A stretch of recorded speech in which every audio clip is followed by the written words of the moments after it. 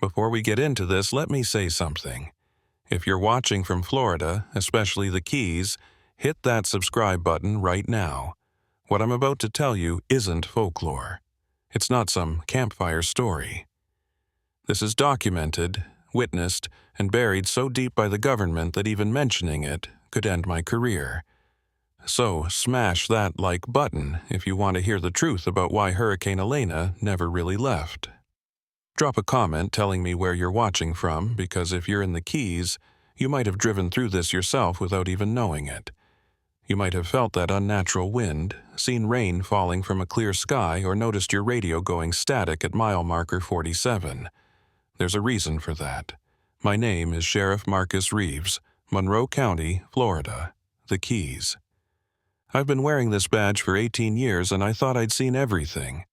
Hurricane damage, drug runners, tourist stupidity, you name it. But nothing, and I mean nothing, prepared me for October 2023. For what I found at mile marker 47 on the overseas highway. For the storm that refused to die.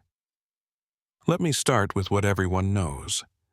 Hurricane Elena made landfall on October 12, 2023. Category 3. Sustained winds of 120 miles per hour. She hit Islamorada at 3:17 a.m., exactly where Hurricane Irma had hit 6 years earlier. The National Hurricane Center predicted she'd weaken rapidly after landfall, dissipate within 18 hours. Standard pattern for October storms. Except Elena didn't dissipate. Not really. The weather station said she did. Satellite imagery showed her breaking apart, losing organization, fading into a tropical depression that drifted harmlessly into the Atlantic. The National Weather Service gave the all-clear at 9 p.m. on October 13th. Evacuation orders were lifted. People returned to their homes. But something was wrong. I felt it the moment I drove back into the Keys. The air was too heavy. The wind had a rhythm to it, a pulse that shouldn't exist in normal weather. And at mile marker 47, right where the old Islamorada ruins stood, the rain never stopped. I got the first call at 6 a.m. on October 14th, the morning after the official all clear. It was from Maria Santos, a local who ran a bait shop near Theater of the Sea. "Sheriff, something's wrong with the weather at my shop. The hurricane's still here." "Mrs. Santos, the storm passed.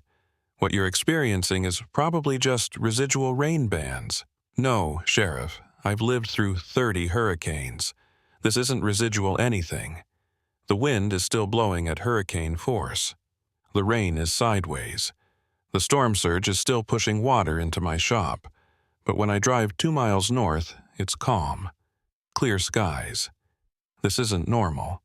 I told her I'd check it out, figuring it was just localized flooding or maybe some weird meteorological quirk. The Keys get strange weather all the time. But when I drove south from Key Largo toward Islamorada, I saw what she meant. At mile marker 50, the weather was perfect. Sunny, light breeze, typical post-hurricane clarity. But ahead, I could see a wall of darkness. Not a cloud line, not a squall. A solid wall of gray that stretched from the water to the sky, perfectly circular, maybe 5 miles in diameter. I radioed dispatch. "This is Sheriff Reeves. I'm approaching mile marker 47. Can you confirm current weather conditions in Islamorada?" "Sheriff, Weather Service shows clear skies, wind at 8 miles per hour, no precipitation." "Then the Weather Service is wrong." I'm looking at what appears to be a Category 3 hurricane sitting stationary over Islamorada. Silence on the radio. Then, "Sheriff, repeat that?" "You heard me." There's a hurricane here. It never left.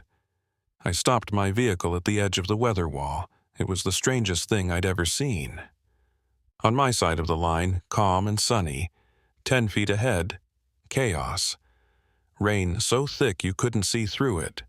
Wind bending palm trees horizontal. storm surge flooding the highway. I got out of my vehicle and walked toward the wall. As I reached the boundary, I felt the temperature drop 15 degrees. The wind hit me like a physical force, nearly knocking me over.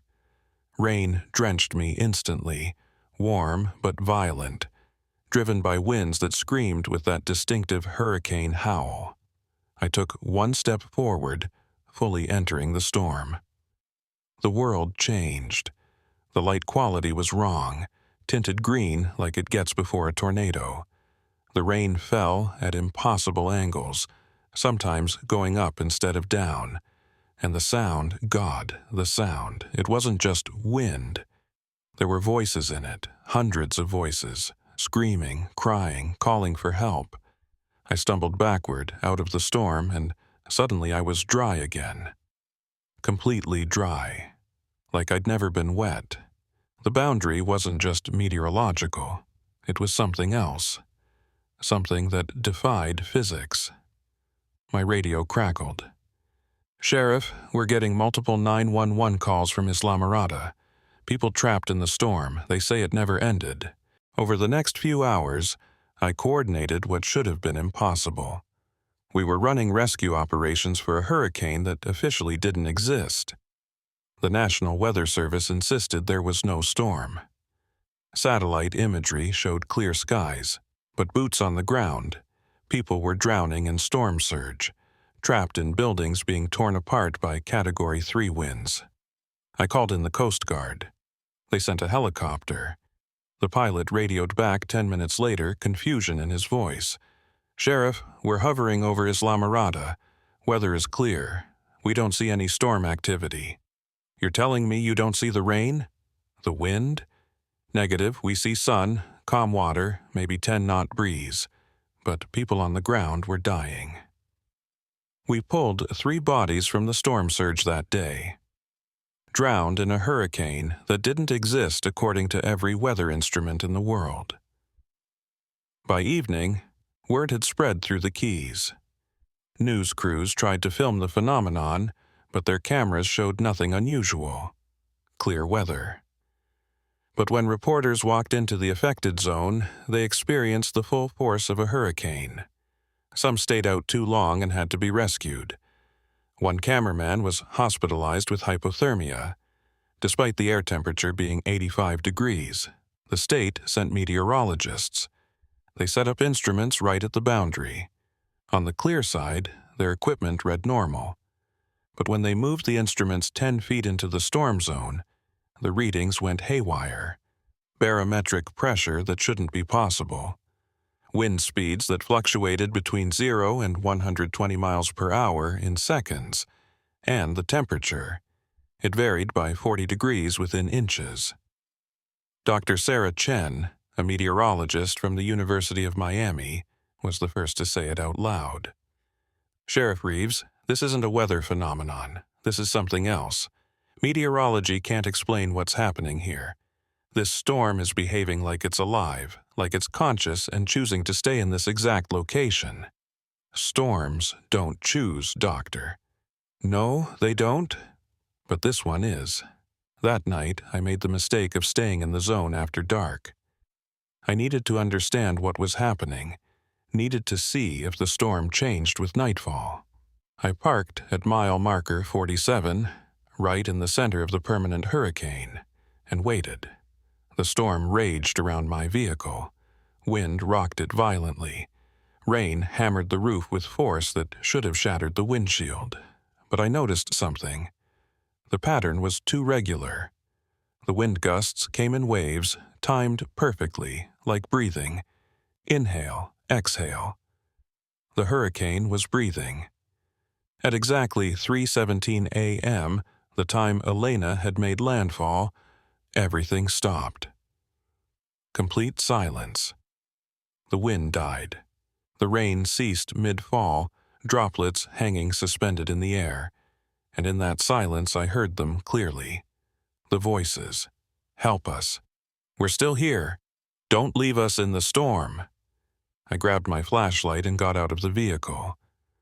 The suspended raindrops glowed in my beam, each one containing an image. Faces. Hundreds of faces pressed against the inside of each droplet like they were trapped in tiny prisons. I reached out to touch one.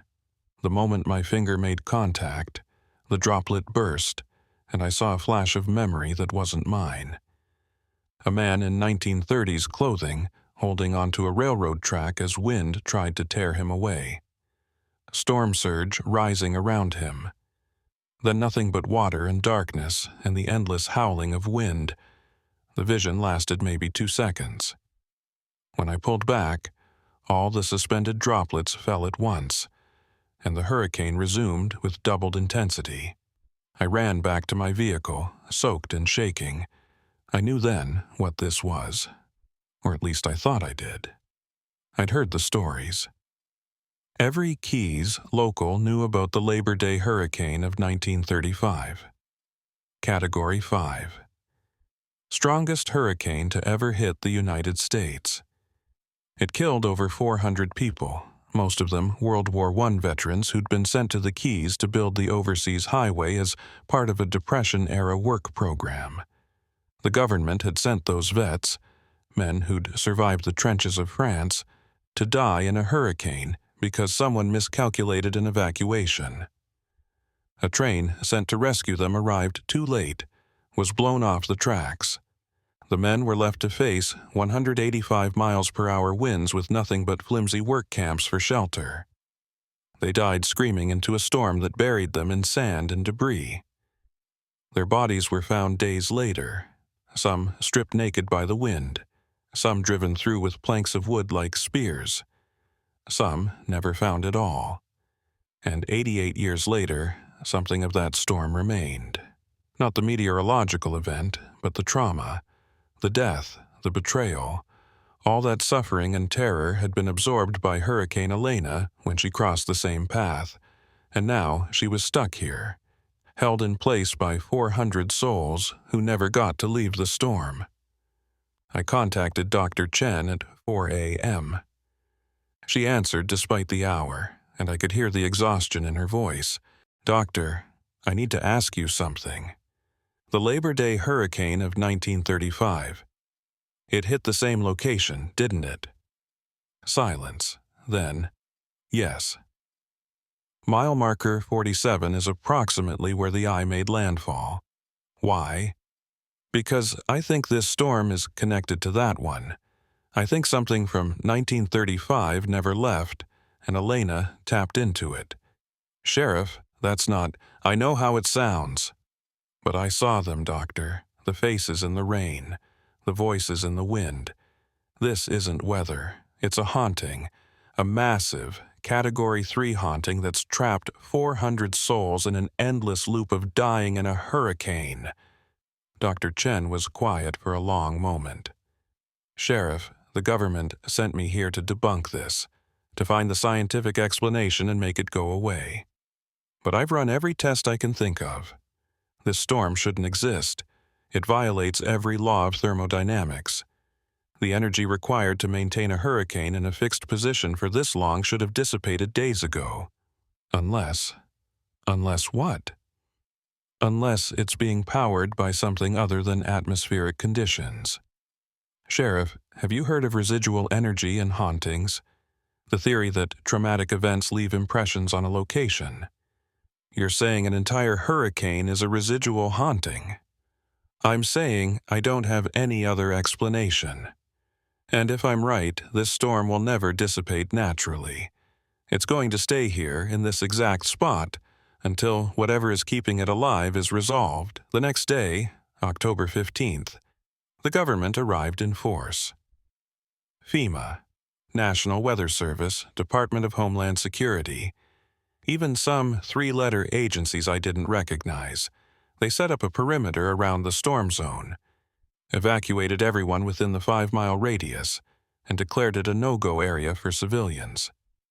I was escorted to a command center where I met Director James Walsh, a Department of Homeland Security official who looked like he hadn't slept in days. "Sheriff Reeves, you're to cease all investigations into this phenomenon. It's a matter of national security now." National security? People died in there. More will die if we don't. We're aware of the casualties. But spreading panic about a supernatural hurricane helps no one. The official story is a localized atmospheric anomaly. NOAA is working on a solution. And the unofficial story? Walsh studied me. The unofficial story is that you're right. This is connected to the 1935 hurricane.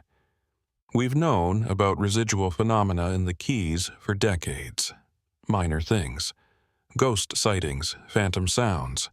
But nothing like this. Elena somehow amplified it, gave it physical form. Now we have 400 dead World War I veterans holding a Category 3 hurricane in place, and we have no idea how to make them let go. Have you tried talking to them? Talking to them? They're trying to communicate. The voices in the wind, the faces in the rain. They're reaching out. Maybe they need something. Maybe they're waiting for something. Walsh shook his head. Sheriff, we've tried everything. Prayers, exorcisms, scientists, psychics. Nothing works. This storm is here to stay unless we can figure out what they want. Over the next week, I became obsessed. I read everything I could find about the 1935 hurricane. Survivor accounts, government reports, newspaper articles. The story was worse than I'd known. The veterans had been sent to the Keys as a dumping ground. Shell-shocked, alcoholic, unemployed men that society didn't want to deal with. They were promised good work, decent pay, a chance to rebuild their lives. Instead, they got brutal labor in tropical heat, poverty wages, and camps that were little better than prisons. When the hurricane came, the government waited too long to evacuate. The rescue train arrived hours after it should have, and by then the storm surge had already washed out parts of the tracks. The engineer tried to push through anyway. The train derailed, and 400 men died in the most horrific ways imaginable. Ernest Hemingway, who lived in Key West at the time, wrote a scathing article about it. He blamed the government, the administration, the bureaucrats who'd treated these veterans as disposable. His words were suppressed, but he'd been right.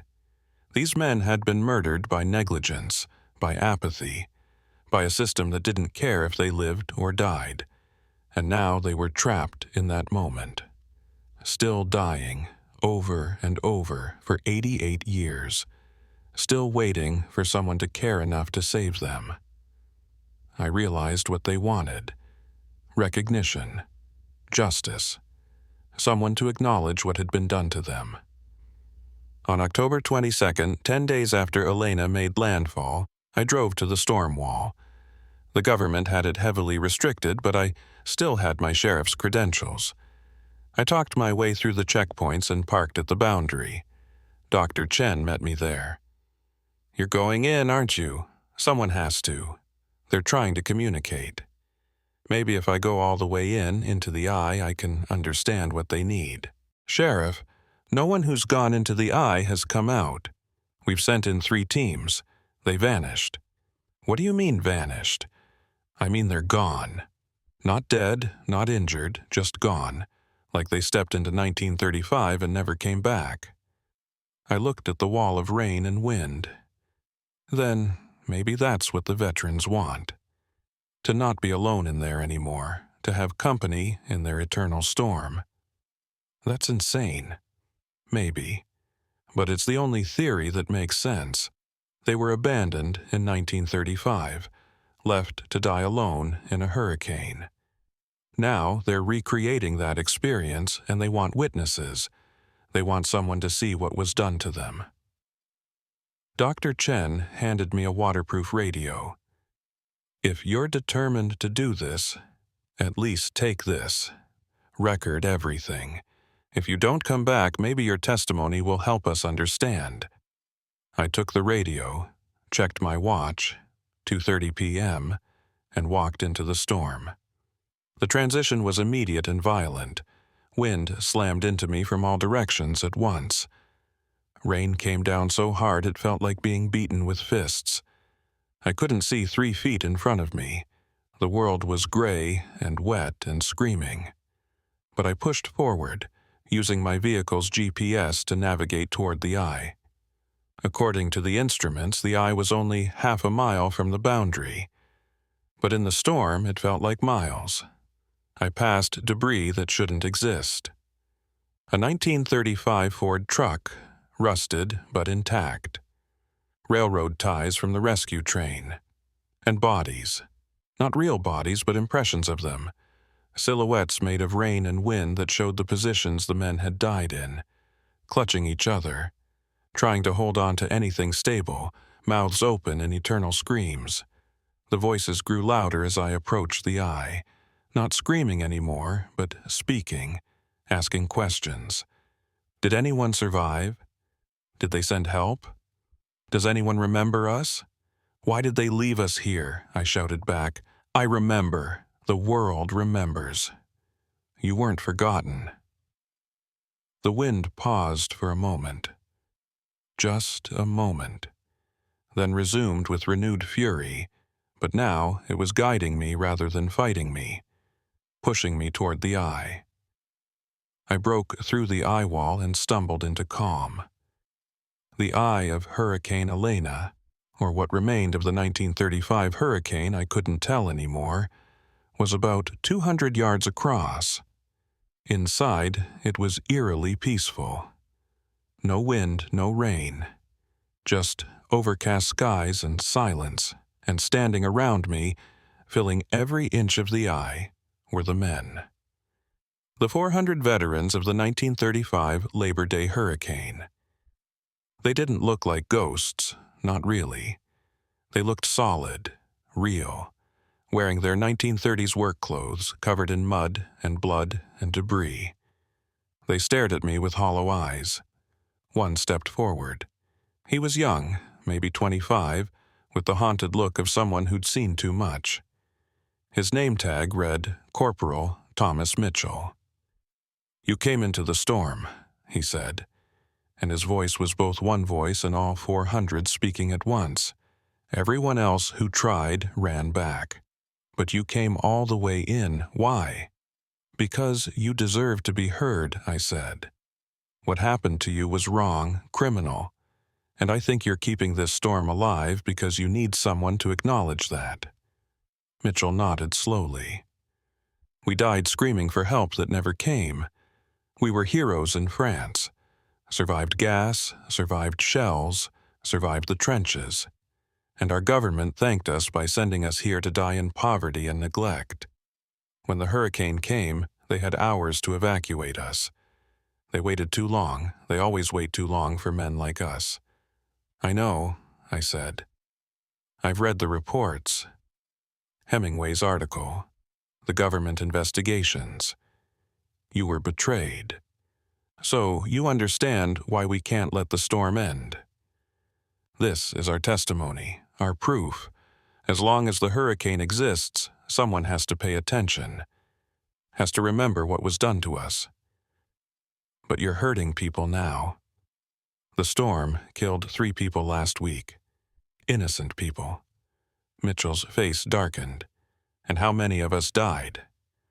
400 innocent men left to drown and be torn apart by wind?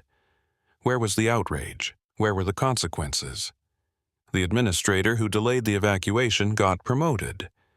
The railroad company that sent a train too late faced no charges. Everyone moved on and forgot. So now we make sure no one can forget. Keeping the storm alive won't bring justice. No, Mitchell admitted, but it keeps us from being alone. For 88 years, we've been trapped in the moment of our death. The terror, the pain, the betrayal. At least now, with the storm visible, with people forced to acknowledge us, we have company in our suffering. I understood then. This wasn't about revenge or justice. It was about the fundamental human need to not be forgotten, to have our suffering recognized. These men had died feeling worthless, disposable. and they'd spent nearly a century trapped in that death, unable to move on because no one had ever said the simple words they needed to hear. "You mattered," I said. "You fought for this country. You deserved better. What happened to you was wrong, and I see you. I acknowledge your deaths. I witness your suffering. And I promise, if you let me leave this storm, I will make sure the world knows what happened here. Not just the 1935 hurricane, but you, your names, your stories. All 400 of you will be remembered." The veterans looked at each other. Hundreds of silent conversations passed between them.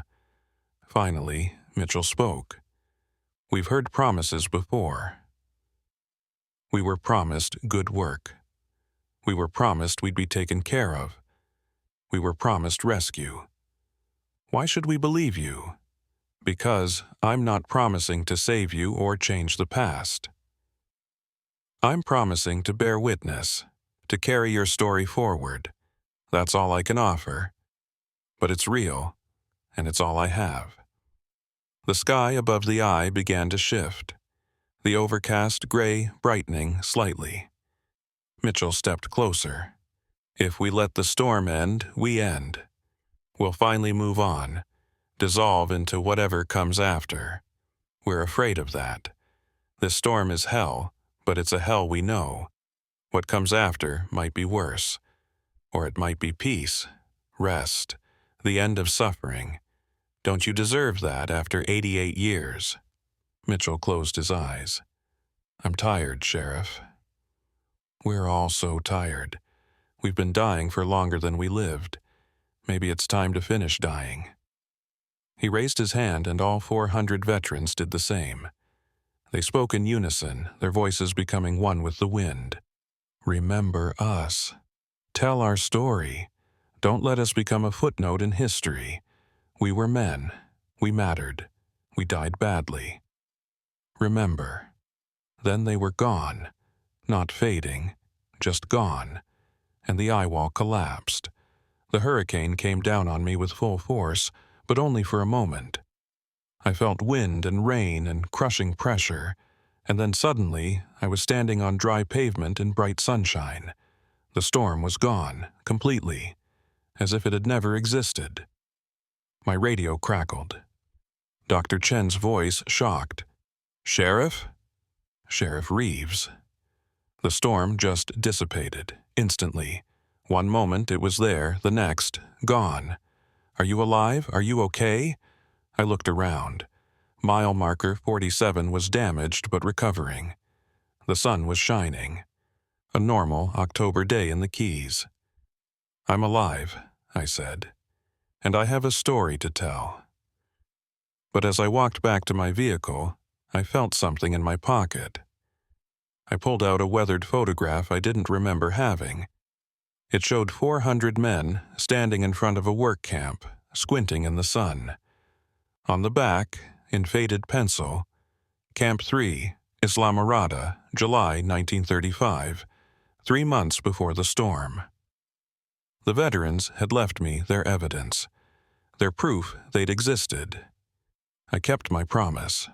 Over the next month, I researched every one of those 400 men, found their names, their service records, their families. I compiled it all into a report that I sent to historians, journalists, the VA, anyone who would listen. The Keys erected a memorial at mile marker 47, 400 names carved in stone. The monument reads, "To the veterans of the Great War, who died in the Labor Day hurricane of September 2nd, 1935. Forgotten by the government they served. Remembered by the storm that became their witness. Hurricane Elena never returned. Weather patterns in the Keys normalized.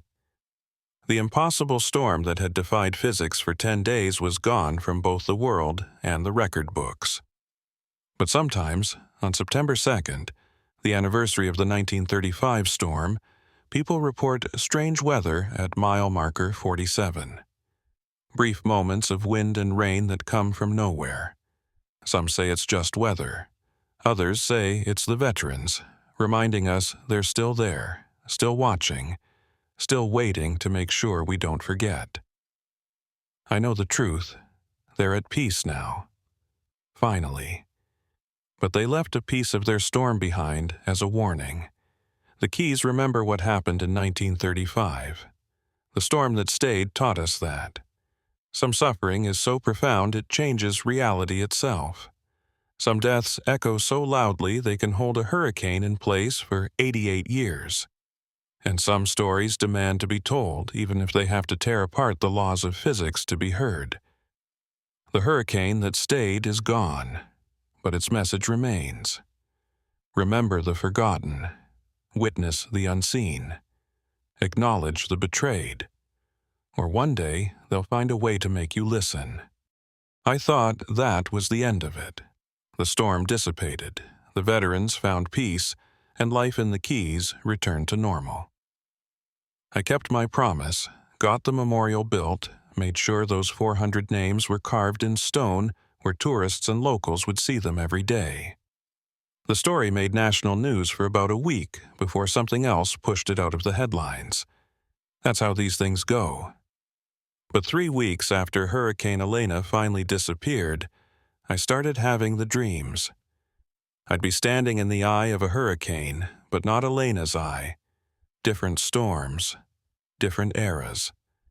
I saw the great Miami hurricane of 1926, watched as it tore apart the newly built city, killing 400 people who'd moved to Florida thinking they'd found paradise. I saw Hurricane Andrew in 1992, Category 5 winds shredding Homestead to splinters. I saw Katrina passing over Florida before heading to New Orleans, and I saw storms that never had names, hurricanes from centuries ago that killed Calusa Indians, Spanish sailors, pioneer settlers. In every dream I could see them, the dead, the trapped, the ones who never left the storms that killed them. I woke up each morning exhausted, my sheets soaked with sweat that smelled like salt water. My wife, Carmen, noticed first. "Marcus, you're talking in your sleep, yelling about wind and water. Are you having PTSD from the Elena situation?" "Maybe," I said, but I knew it was more than that. Something had changed when I entered that storm. When I'd promised to remember the forgotten, I'd opened myself to something. A connection, an ability to see what others couldn't. The photograph the veterans had left me sat on my nightstand. Sometimes, when I looked at it in the dark, I swear I could see the men moving, turning their heads to look at me, reminding me that my promise extended beyond just them. On November 3rd, exactly 3 weeks after Elena disappeared, I got a call from Dr. Sarah Chen. "Sheriff Reeves, I need you to come to Miami. There's something you need to see." "Doctor, I'm done with storm phenomena. I kept my promise to those veterans. That chapter's closed. It's not about Elena.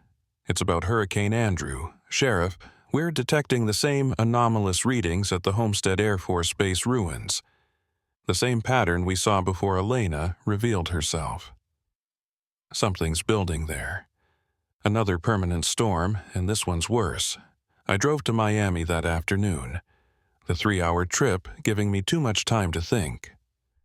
Hurricane Andrew had devastated South Florida in 1992, hitting as a Category 5 with sustained winds of 165 miles per hour. It was the most expensive hurricane in U.S. history at the time, causing $27 billion in damage and leaving 250,000 people homeless. But the official death toll was only 65 people. That number had always bothered me. How does a Category 5 hurricane that destroyed entire neighborhoods only kill 65 people? The answer was that it didn't. The real number was much higher, but many deaths went unreported. Undocumented immigrants, homeless people, criminals who were off the grid. They died in Andrew, but they were never counted. Dr. Chen met me at what used to be Homestead Air Force Base. The base had been partially destroyed by Andrew and never fully rebuilt. Large sections remained abandoned, slowly being reclaimed by Florida's aggressive vegetation. The readings started 2 days ago, Dr. Chen explained, as we walked through rusted chain-link fences. Local temperature anomalies, barometric pressure fluctuations, and reports of wind where there shouldn't be any. And people? Are there deaths? Not yet. But there have been incidents. 3 people have gone missing in the last 48 hours, all near the old base housing area. And witnesses report seeing a storm forming, but only at night, only in a specific location. We reached the abandoned housing section.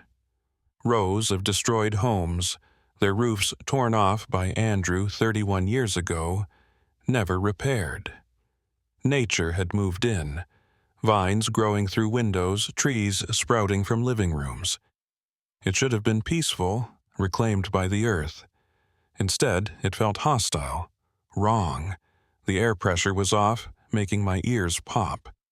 The temperature kept fluctuating, hot, then cold, then hot again within seconds.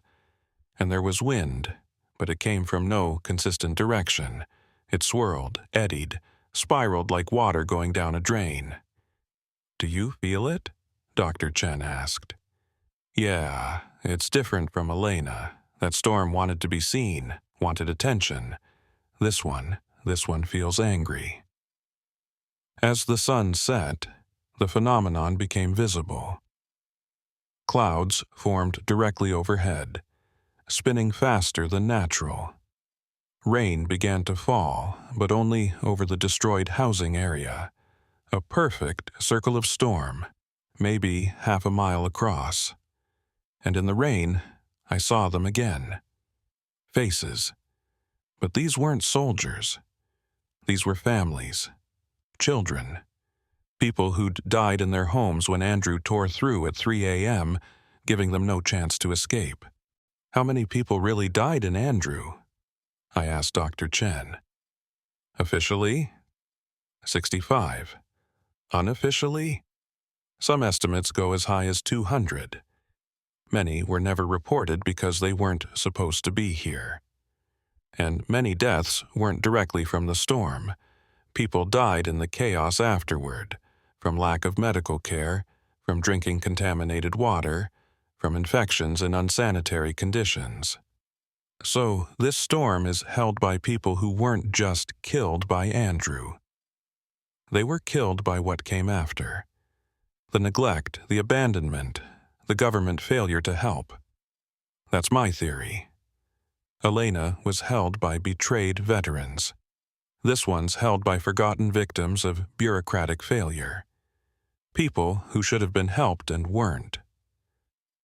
As darkness fell, the storm intensified. Lightning began to strike, but it moved wrong, crawling across the ground like electric snakes before leaping into the sky. Thunder came before the lightning, violating causality. And the voices, God, the voices were worse than Elena's. Nobody came. We waited for help. They said FEMA was coming. We died drinking dirty water. My children starved while trucks of supplies sat in warehouses. These weren't soldiers who'd made peace with their deaths. These were civilians who'd been promised help that never arrived, who'd died slowly in the aftermath while politicians argued about jurisdiction and funding. Dr. Chen set up instruments at the storm's edge. "Sheriff, if this follows the same pattern as Elena, it's going to expand. In a week, this could cover all of Homestead. In a month, maybe Miami.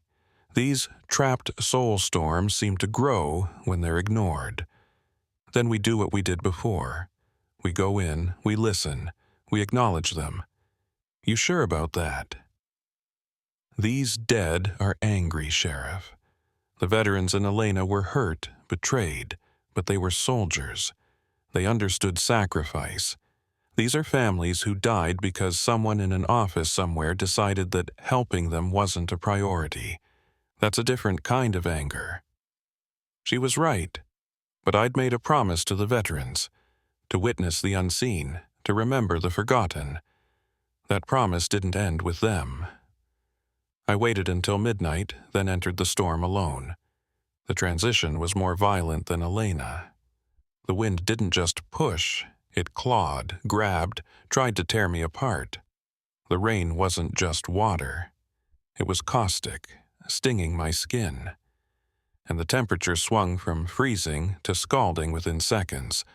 I pushed forward, using a compass that spun uselessly and a flashlight that barely penetrated the darkness.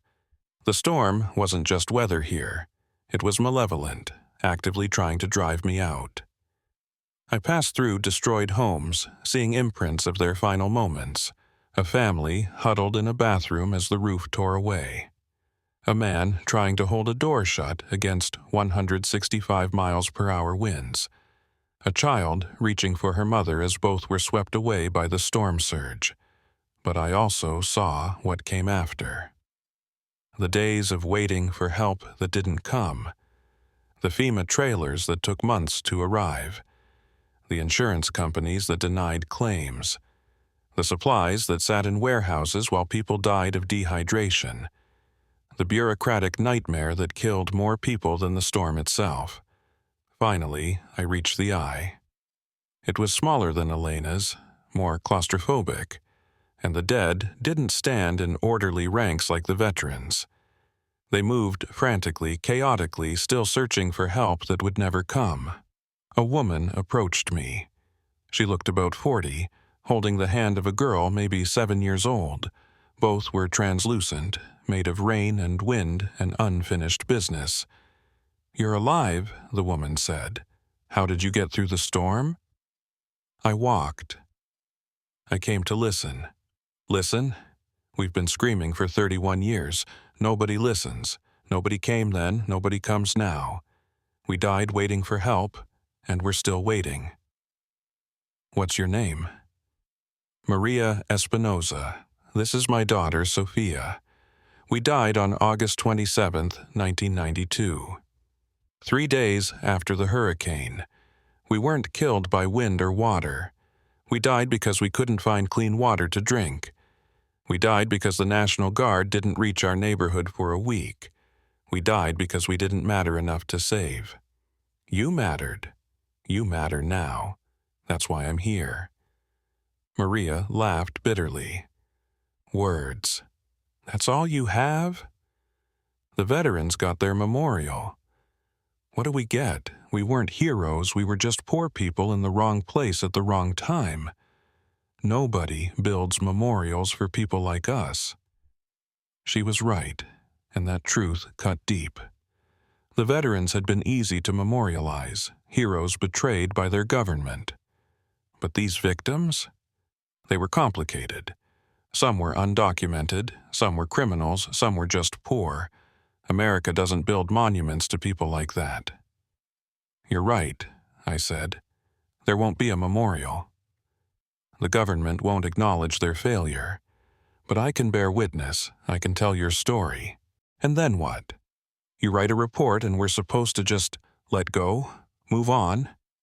We waited 31 years to be noticed. Now that someone finally sees us, you think we'll just disappear? I don't know what you'll do. But I know that holding this storm, trapping yourselves in this moment, it's not justice, it's just more suffering. A man stepped forward from the crowd. He was young, maybe 25, with tattoos covering his arms. I was a gang member when Andrew hit. Shot someone 2 weeks before the hurricane. I was hiding, trying to get out of Florida when the storm came.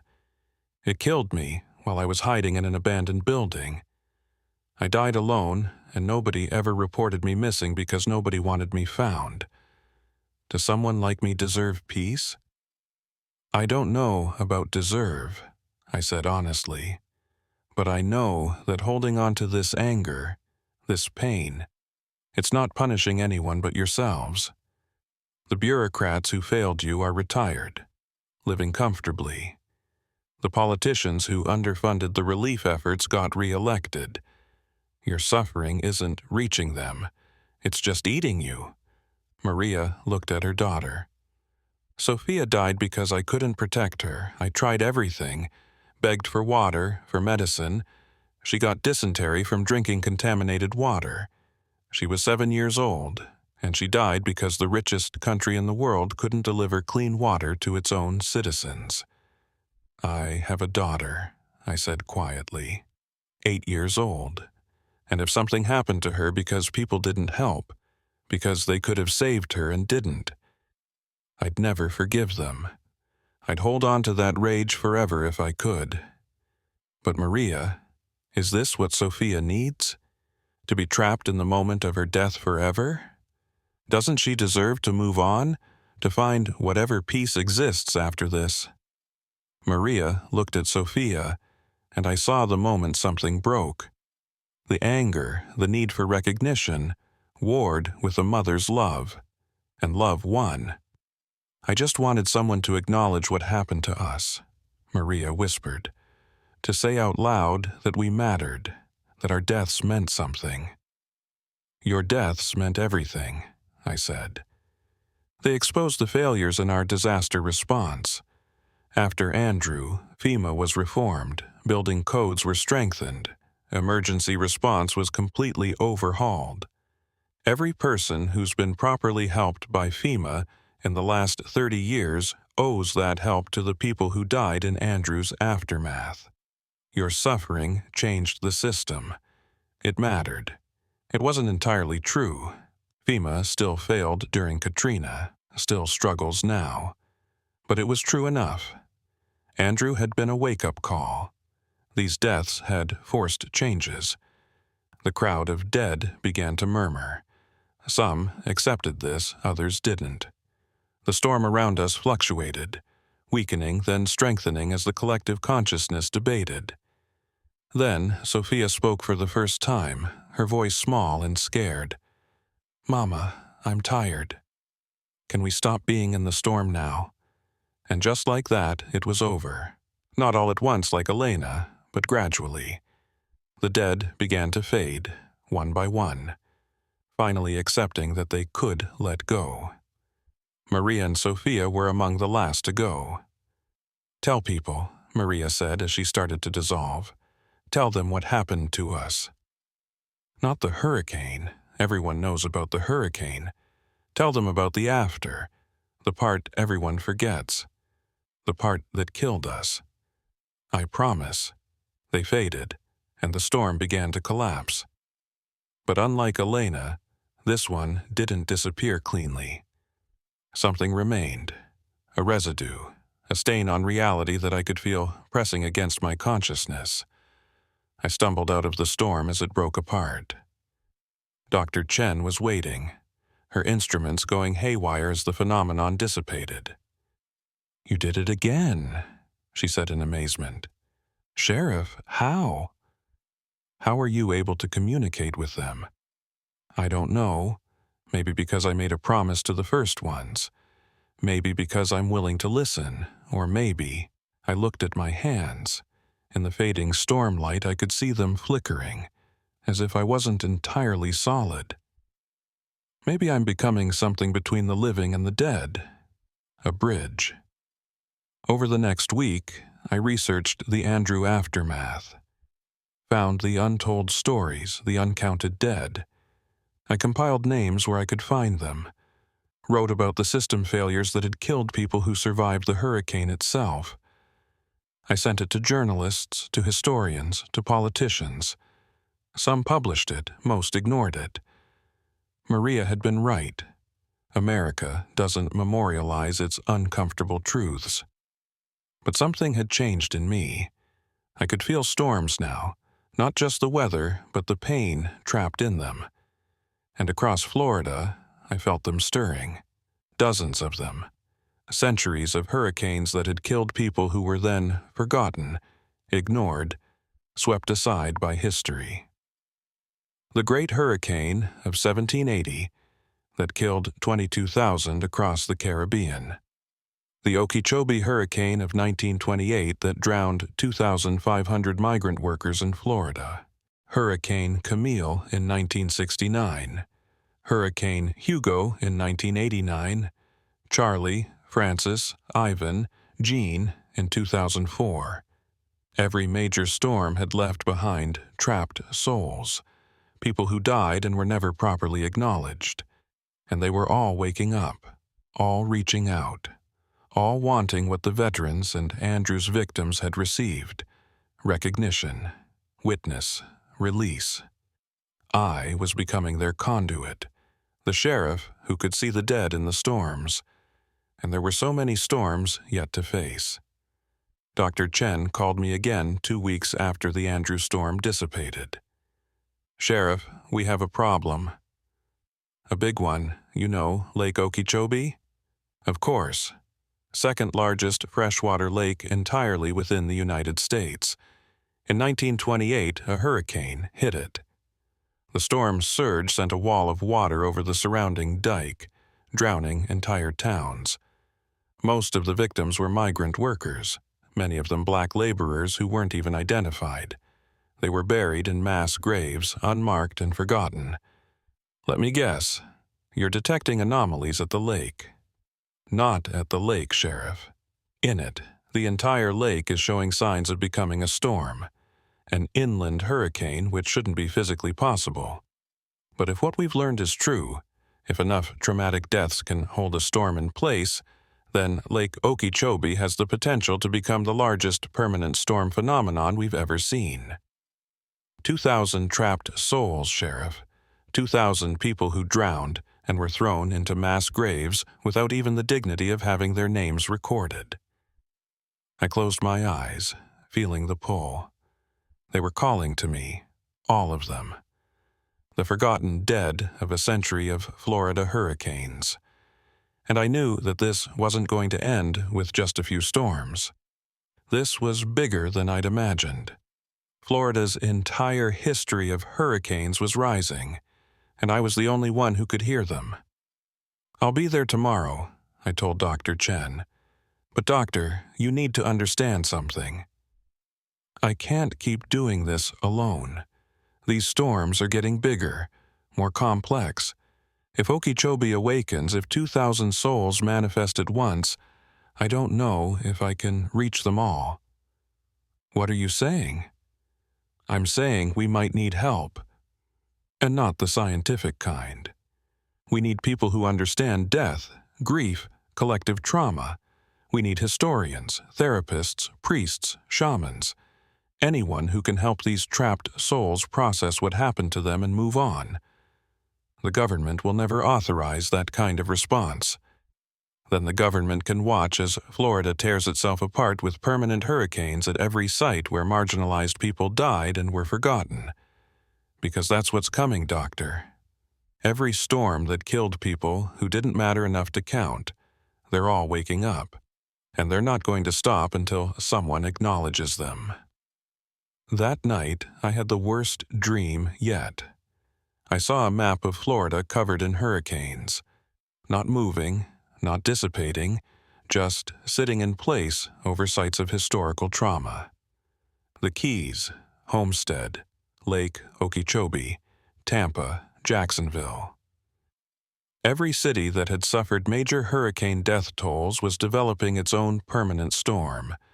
And at the center of each storm, I saw them, the forgotten dead. Thousands upon thousands of people whose deaths had been convenient to ignore, whose suffering had been deemed acceptable losses, whose names had been lost to time. They were all calling to me, all wanting what I'd given the veterans and Andrew's victims: recognition, witness, release. I woke up to my phone ringing. It was 3 a.m. The call was from the National Weather Service. "Sheriff Reeves, this is Director Patterson. We have a situation. 7 locations across Florida are simultaneously developing unexplained weather phenomena. All of them are sites of historical hurricane casualties." "Sir, it's happening all at once. They're all waking up." I looked at the photograph on my nightstand. The 400 veterans stared back at me. And I swear I could hear Corporal Mitchell's voice. "You promised to witness the unseen, Sheriff." Well, you're about to have a lot more witnesses to bear. I got dressed and headed out into the Florida night toward Lake Okeechobee and the 2,000 souls drowning there for 95 years. Behind me, I could feel the other storms stirring. Hurricane season was over, according to the calendar. But for the dead, hurricane season never ends, and I'd made a promise to remember them all. Lake Okeechobee at night is one of the most isolated places in Florida. The second largest freshwater lake in the United States, 730 square miles of dark water surrounded by sugarcane fields and small farming towns. No major cities nearby, no tourist attractions, just water, agriculture, and history most people would rather forget. I arrived at the Herbert Hoover Dike at 4:30 a.m., the massive earthen barrier that now surrounds the lake. It was built after the 1928 hurricane to prevent another disaster. Too late for the 2,500 people who drowned when the old dike failed and a 20-foot wall of water swept over the surrounding communities. Dr. Chen was already there with a team of meteorologists, all looking exhausted and scared. They'd set up instruments along the dike, and every single readout was showing impossible data. "It started 3 hours ago," Dr. Chen said as I approached. "The water temperature is fluctuating by 40 degrees. The surface is showing wave patterns consistent with hurricane-force winds, but there's no wind. And Sheriff," she pointed to the lake, "look at the water." I looked. The lake was glowing, not reflecting moonlight or city lights, but glowing from within, a pale green luminescence that pulsed like a heartbeat. And the water wasn't still. It was rotating slowly, the entire lake spinning like a massive bathtub drain. How fast is it rotating? Currently? About 1 revolution per hour. But it's accelerating. At this rate, by noon, it'll be rotating fast enough to create a vortex. The entire lake will become a whirlpool. And if that happens, every town on the shore gets flooded. I could feel them even from here. The dead. Not just a few dozen like the veterans, not a couple hundred like Andrew's victims. Thousands of them, all drowning simultaneously, over and over for 95 years. The psychic weight of it was crushing. I need to get out on the water. To the center. "Sheriff, that's suicide. If the lake continues to accelerate, if I don't do something, this becomes a permanent disaster. How many people live around the lake?" "About 40,000 in the immediate area, maybe 200,000 if the flooding spreads." I turned to her team. "Anyone here know boats?" I need to get to the center of the lake. A young meteorologist raised his hand nervously. "I grew up fishing here. I can get us out there. But, Sheriff, if this goes wrong, it won't." "It can't. Too many lives are at stake." We took a small motorboat from a nearby marina, one of the few that hadn't evacuated yet. The boat owner, an old man named Ray, insisted on coming with us. "My grandfather died in the '28 flood," he said. "If you're going to talk to the dead, I want to be there." He deserves to know someone remembers him. As we motored out onto the glowing lake, the rotation became more apparent. The water was pulling us clockwise, and we had to constantly adjust course to reach the center. The air grew colder with each mile, and I could see my breath despite it being August in Florida. The voices started about halfway to the center, whispers at first, then clearer. The water came so fast. I couldn't find my children. The dike broke at midnight. Nobody warned us. They buried us without names. The young meteorologist, whose name was David, started crying.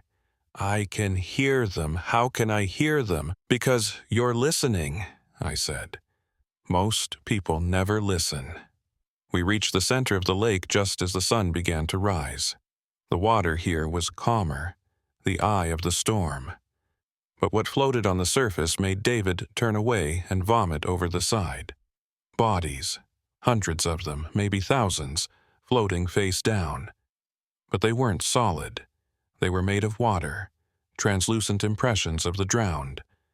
Men, women, children, all frozen in the moment of their deaths. And standing in the center, somehow standing on the water itself, was a woman. She looked about 30, wearing a soaked 1920s dress, her hair plastered to her face. Her eyes were the same pale green as the glowing lake. "You came," she said, and her voice echoed across the water. "The storm speaker. The one who freed the veterans and the Andrew dead. They told us you'd come. Who are you?" "I'm everyone who died here. We've merged, Sheriff. 2,500 souls become one consciousness. We've been drowning together so long we can't tell where one of us ends and another begins. You can call me Sarah. That was my name before the water took me. Sarah Johnson. I was 28 years old. I had 3 children. They all drowned with me. Sarah, I'm here to help. To listen. To witness what happened. We know. The others told us. But Sheriff, we're different from them. The veterans were betrayed, but they died quickly. The Andrew victims died in the aftermath, but they had each other, had community. We had nothing. We were migrants, laborers, black workers who weren't even considered fully human by the society that brought us here to work their fields. When the dike broke, when the water came, nobody came to save us. And when we died, they threw our bodies into mass graves. No names, no markers, no acknowledgement. Just approximately 2,500 dead, mostly Negroes. That's what the newspapers said. Mostly Negroes. Like we were livestock. Ray, the old man whose grandfather had died here, spoke up. My grandfather was Benjamin Ray. He worked the fields. He was 35 when he died. He had a family. Sarah turned to him, and her expression softened. Benjamin, yes, he's here, part of us. He wants you to know he made it to high ground with 12 others. They survived the water, but they died the next day from exposure and dehydration because nobody came to help. The rescue efforts focused on the white neighborhoods first. By the time they got to where your grandfather was, he'd been dead for hours. Ray's face crumpled. I always wondered. The family story was that he vanished in the flood, but nobody knew for sure. Now you know. And Sheriff, that's why we're here. Not because we drowned. Drowning was quick, almost merciful. We're here because of what came after. Because our bodies were buried without dignity. Because the death toll was deliberately underreported to protect the sugar company's reputation.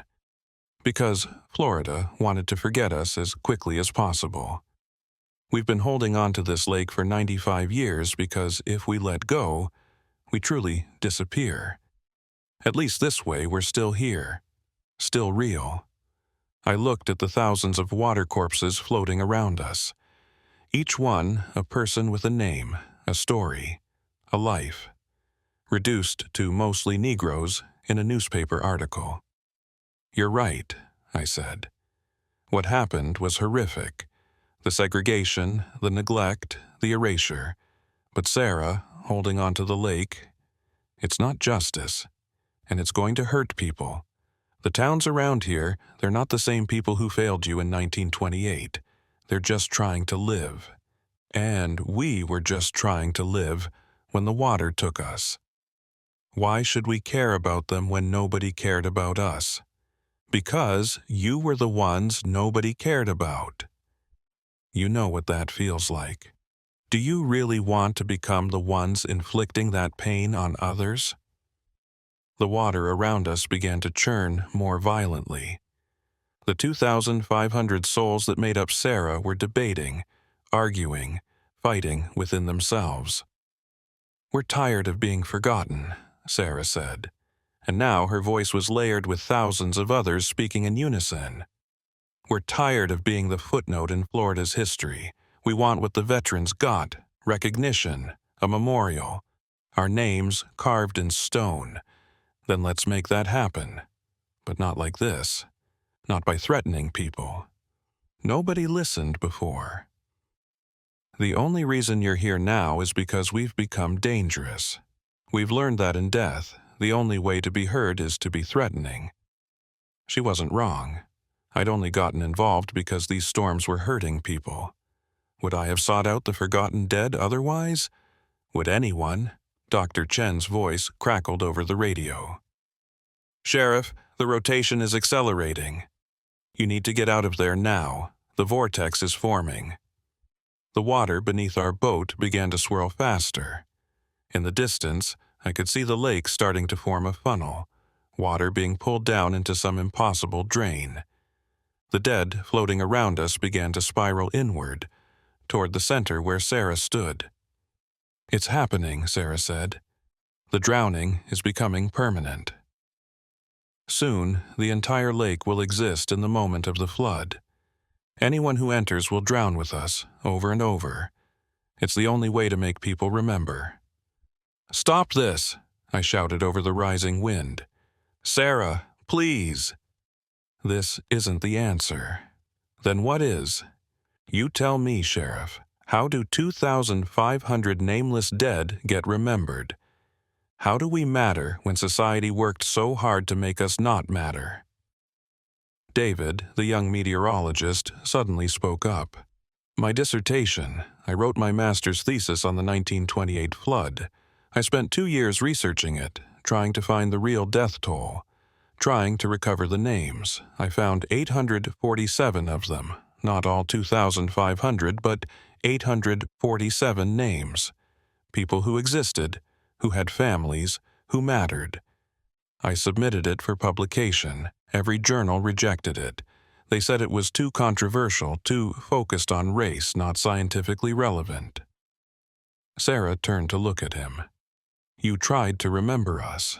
Yes, I failed, but I tried. And I have the names, the research, everything. If you'll let us, we can publish it, make it public. Put those 847 names out there at least. 847 out of 2,500. What about the rest? We'll never find all the names, I said. The records were deliberately destroyed or never kept in the first place. But we can acknowledge them. We can create a memorial that says, here lie 2,500 souls, many unknown, all remembered. We can make sure this history is taught, that people know what happened. The vortex was nearly complete now. Our boat was tilting, being pulled towards the center. Ray grabbed onto the sides, his knuckles white. You're asking us to trust you, Sarah said. To trust the same system that killed us and erased us. Why should we? Because I kept my promise to the veterans. I kept my promise to Andrew's victims. And I'll keep my promise to you. Your story will be told. Those 847 names will be carved in stone, and the unnamed will be honored, not as statistics, not as mostly Negroes, but as human beings who died and deserved better. The water beneath us stopped spinning. The vortex paused, held in place by Sarah's collective will. The 2,500 souls that made up her consciousness were deliberating, and I could feel the weight of their decision pressing down on reality itself. If we let go, Sarah finally said, we truly die. We've been here so long, this drowning is all we remember. We don't know what comes after. Maybe peace, maybe rest, maybe justice in whatever realm exists beyond this. But I know that this, I gestured to the vortex, the glowing water, the eternal drowning, this isn't living. You're all trapped in your worst moment. Don't you deserve better? Ray spoke again, tears streaming down his face. Grandfather Benjamin. If you're part of her, part of this, please, let go. You've suffered enough. We remember you. I named my son Benjamin after you. Your story lived on in our family even if the world forgot. Please. Rest. Something. and Sarah's expression changed. The hardness, the anger began to crack. And through those cracks I could see them, the 2,500 individuals who'd merged into one vengeful entity. I could see mothers who'd lost children, fathers who'd tried to save families, children who'd never gotten to grow up, all trapped together in shared trauma for nearly a century. "Tell our story," Sarah whispered, and now she was crying, though her tears were lake water. All of it. Not just the drowning, but who we were. We were people. We had dreams. We mattered. Make them understand that we mattered. I promise. Sarah closed her eyes. Then we choose to believe you. We choose to let go. It's time to finish drowning. The 2,500 souls began to separate, pulling apart from their merged consciousness. Each water corpse floating around us gained definition, became an individual again, and one by one they sank beneath the surface, finally allowing themselves to complete the death they'd been holding at bay for 95 years. Sarah was the last to go. As she began to dissolve, she looked at Ray. "Tell your family Benjamin was brave. He saved those 12 people even though he couldn't save himself. He was a hero." Then she sank beneath the glowing water, and the lake went dark. The vortex collapsed. The rotation stopped. The temperature normalized. In the space of 30 seconds, Lake Okeechobee returned to being just a lake. We motored back to shore in silence. Dr. Chen met us at the dock, her instruments showing normal readings for the first time in hours. "It's over," she said in disbelief. "All the anomalies just stopped. How?" "They let go," I said. "Finally, after 95 years, they let go." Over the next 3 months, I kept my promise. David published his research, all 847 names. We pushed to get a memorial built on the shores of Lake Okeechobee. It wasn't easy. There was resistance, arguments about cost, debates about whether we should dwell on the past. But eventually, it happened. A wall of black granite near the lake, 847 names carved in alphabetical order. And below them, an inscription. "In memory of the 2,500 souls who perished in the Lake Okeechobee hurricane of September 16, 1928. Many of their names are lost to history, but all are remembered here. May they finally rest." The memorial was dedicated on September 16, 2024, the 96th anniversary of the flood. Ray was there, along with descendants of other victims. Dr. Chen came.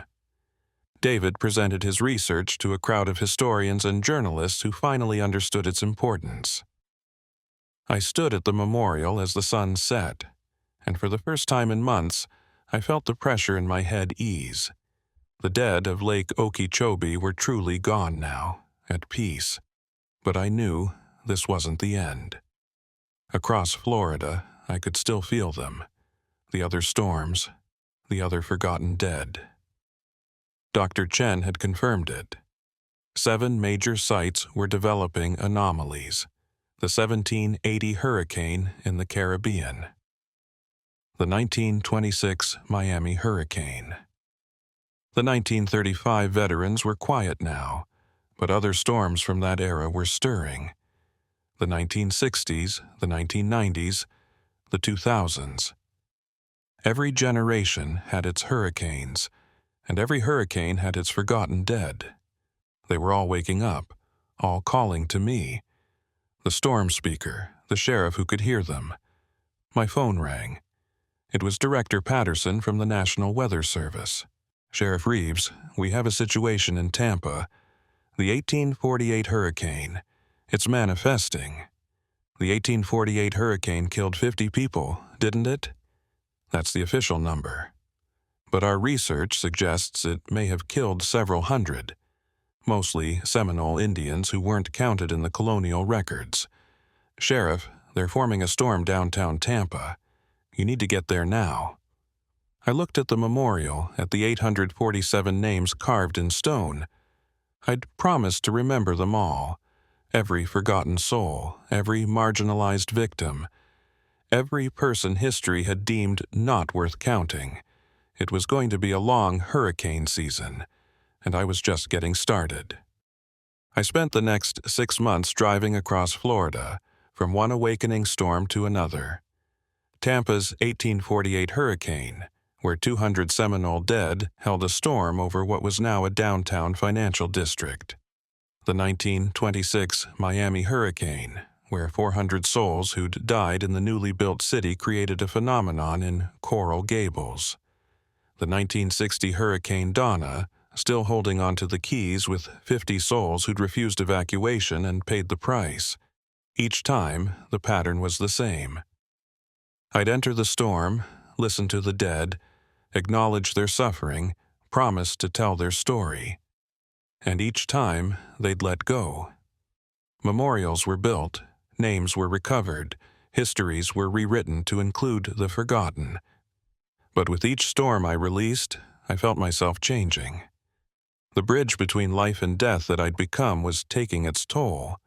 I'd started to see people's deaths before they happened, glimpses of futures where storms would claim them. My body temperature fluctuated constantly. Sometimes my reflection in mirrors showed me as translucent, more water than flesh. Carmen noticed. My daughter, Elena, named before Hurricane Elena, a coincidence that now felt like prophecy, noticed. I was becoming less solid, less present, less alive. "You're dying," Dr. Chen told me after she ran tests following the Tampa storm. Or rather, you're transitioning. Your body is adapting to exist in both states simultaneously, alive and dead, present and absent. Sheriff, if you keep doing this, you're going to become like them, a permanent ghost, unable to fully exist in either world. How long do I have? At this rate? Maybe 6 months, maybe less.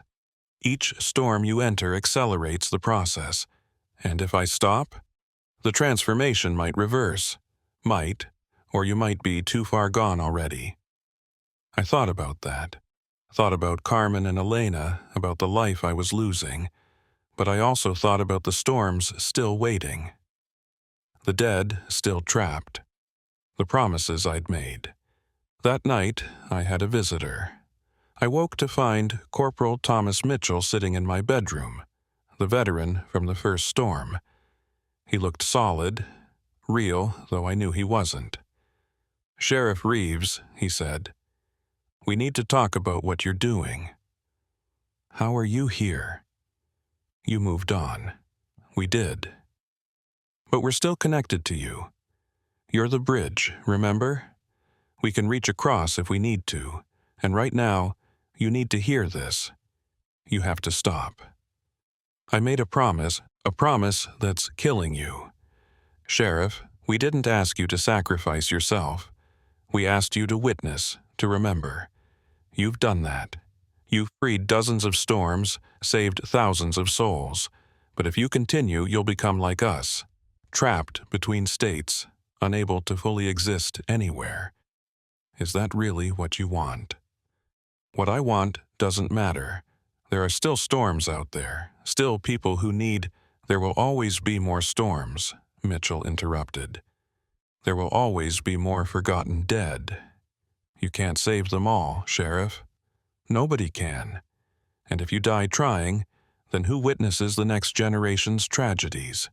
Who speaks for the dead that haven't died yet?" He was right.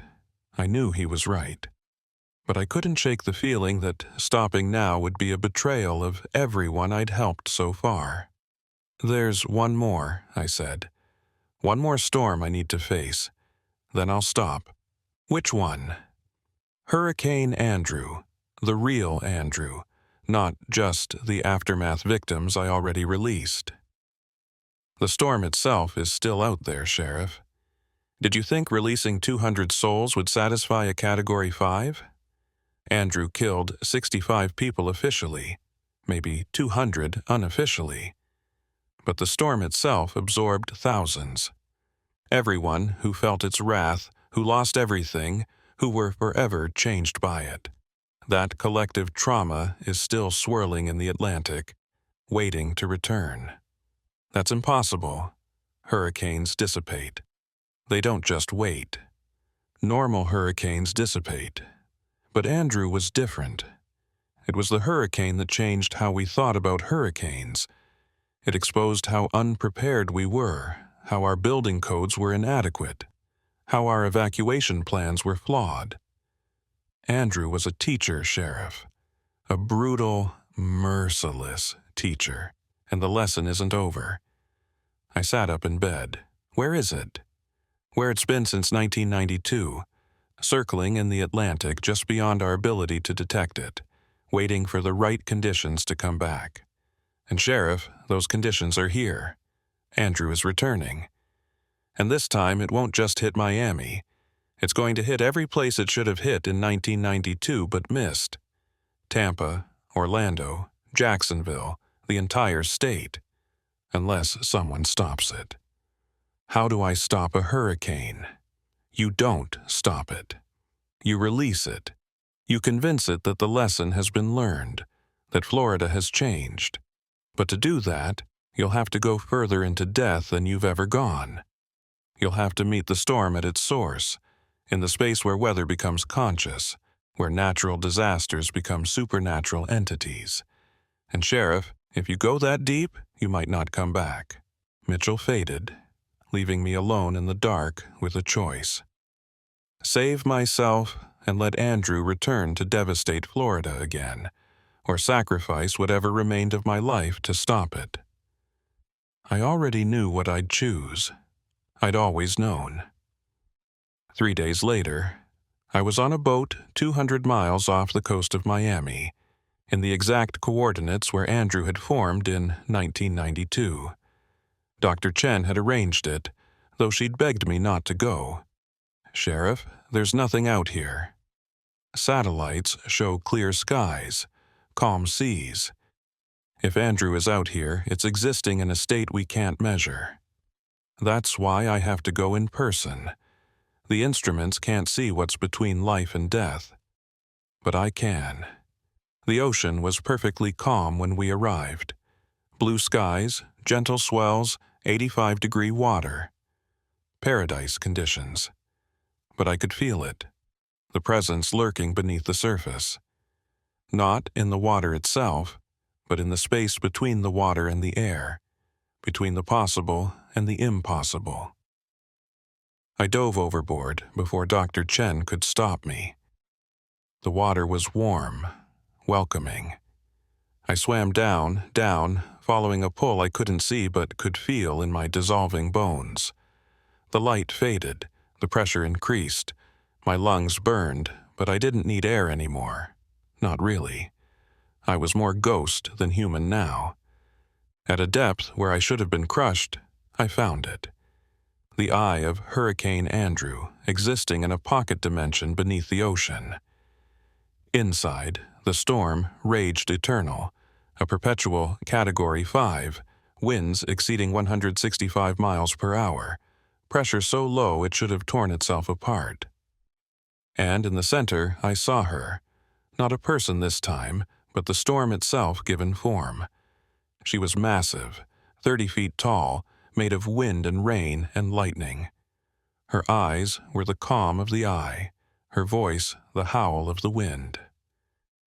"Storm speaker," Andrew said, and her voice was the sound of 1,000,000 homes being destroyed. "You've come to ask me to die. I've come to ask if you've taught your lesson. If Florida has learned. Learned? Look at Miami. Look at the coast. They rebuilt right where I destroyed. Bigger buildings, yes. Stronger codes, yes. But the same hubris, the same assumption that they can defeat nature with engineering. They learned nothing. They learned to evacuate better. They learned to build safer. Andrew, 65 people died in you. If you came back today with the same intensity, how many would die?" "Fewer," she admitted. Perhaps only 20, perhaps only 10. The lesson had some effect. Then let it be enough. You've been circling out here for 32 years. Don't you want to dissipate? To become just wind and rain again without consciousness, without purpose? Don't you want to rest? Hurricanes don't rest, Sheriff. We're born from warm water and wind shear. We rage until the conditions no longer support us. Then we die. But I never died. The trauma I caused, the changes I forced, they kept me alive, conscious, aware. And now I'm strong enough to do it again, to teach another lesson. What lesson? That nature is stronger than humanity? We already know that. Every hurricane season reminds us. The lesson that Florida isn't meant for 20 million people, that building cities in hurricane zones is madness, that eventually nature will reclaim what was never yours to take. She was right. Florida had always been borrowed time, snatched from swamps and storms through engineering and arrogance. But millions of people lived here now. My family lived here. They deserved protection, even if their presence was ecological sin. If you come back, you'll kill people who weren't even born when you hit in 1992. Children who had no part in the decisions that led to overdevelopment. Is that justice? It's balance. It's the earth protecting itself. Sheriff, I'm not evil. I'm not even angry. I'm just inevitable. You can't negotiate with inevitability. But I can bear witness to it, I said. Andrew, you're right. Florida is overpopulated, overdeveloped, unsustainable. But the people living here now, they're just trying to survive. Punishing them won't change the system. It'll just create more trauma, more suffering, more storms like you who can't let go. Then what's your solution, Storm Speaker? How do we break the cycle? We remember. We teach. We prepare. We acknowledge that living in Florida means living with hurricanes, and we plan accordingly. We stop pretending we've conquered nature and start respecting it. Andrew, you taught that lesson in 1992. Let that be enough. Let yourself finally dissipate. The storm that was Andrew seemed to consider this. Her winds slowed slightly. Her eye widened. If I dissipate, I cease to exist. Everything I am, everything I represent, vanishes. Not vanishes, transforms, becomes part of the cycle again. Water and wind and energy, ready to create the next generation of storms, but without consciousness, without trauma. Just natural forces doing what they've done for millions of years. And you, Sheriff? You've transformed too. You're barely human anymore. If I dissipate, if I release the energy that's keeping this pocket dimension stable, you'll be trapped here, caught between the ocean and the sky, between life and death. Is that what you want? I thought of Carmen and Elena, of the life I was giving up, of all the future storms I wouldn't be there to witness and release. If that's the price of keeping Florida safe, then yes, that's what I choose. Andrew laughed, and it sounded like thunder. You're willing to die to stop me from killing. That's either very noble or very stupid. Probably both. Sheriff Marcus Reeves, you freed the veterans. You released the Andrew aftermath victims. You gave voice to Lake Okeechobee's drowned. You've spent yourself completely in service of the forgotten dead. Why? Because somebody had to listen. Somebody had to care about the people nobody else cared about. And now you'll become one of them. Forgotten, trapped, lost between states. Who will remember you? My family, the people I saved. And maybe someday another storm speaker will find me and help me move on. But that's okay. I made my choice. Andrew's winds slowed further. For the first time since 1992, the eternal Category 5 began to weaken. You've convinced me, Sheriff. Not with arguments about justice or lessons learned. You've convinced me by showing me what it means to let go. If you can sacrifice everything for strangers, then I can let go of my purpose. I can return to being just wind and rain. Thank you. Don't thank me yet. This pocket dimension exists because of my consciousness. When I dissipate, it collapses. You'll be caught in the collapse, neither fully alive nor fully dead, trapped in the boundary between ocean and sky. But Sheriff, there's another option. What option? Become me. Take my consciousness into yourself. Become the storm. You'll gain the power to protect Florida from future hurricanes, to divert them, to weaken them before they make landfall. You'll save thousands of lives, but you'll lose everything human. You'll become a force of nature, no longer Marcus Reeves but the guardian hurricane of Florida. I thought about it. The power to prevent future disasters, to protect my family, my state, everyone, but at the cost of my humanity, my identity, my very self. If I become you, will I remember who I was? For a while, maybe decades, but eventually the human memories fade. You'll become just purpose, just protection. Another conscious storm, but a benevolent one. Is that so different from what you've been doing already? She was right. I'd already been sacrificing my humanity piece by piece. This would just be the final step.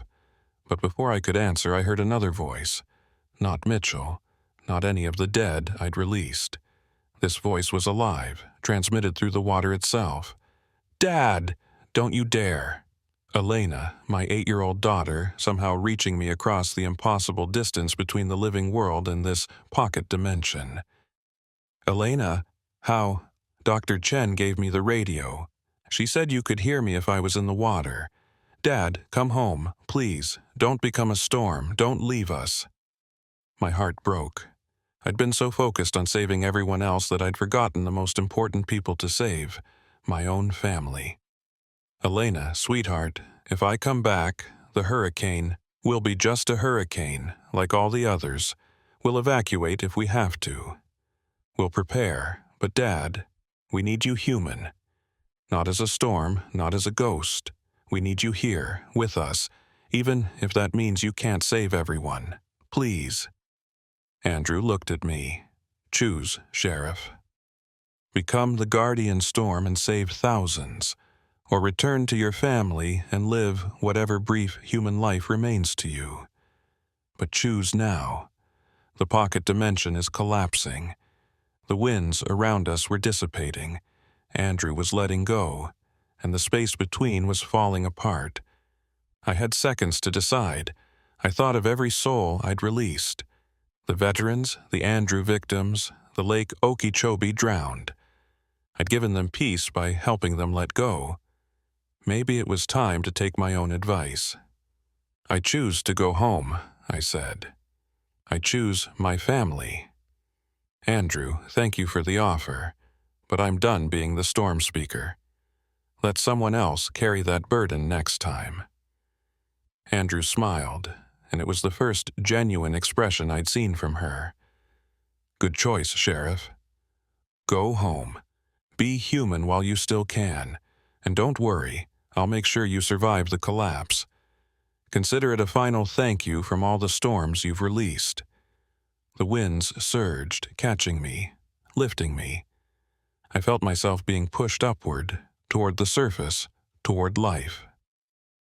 The pocket dimension collapsed behind me, Andrew's consciousness finally dissolving into mere atmospheric pressure and water vapor.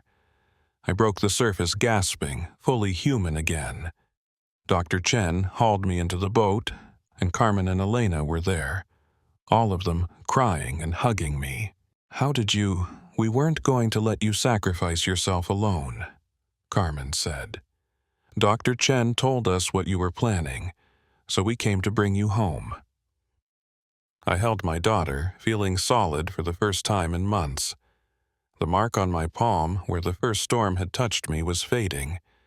My temperature was normalizing. The connection to the dead storms was growing distant. "Is it over?" Elena asked. "Yeah, sweetheart, it's over. The storms are at peace, and so am I." We sailed back to Miami as the sun set, and for the first time in months, when I looked at the horizon, I didn't see ghosts.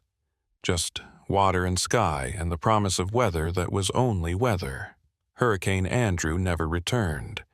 The meteorologist declared it an unusual atmospheric anomaly. Nothing more.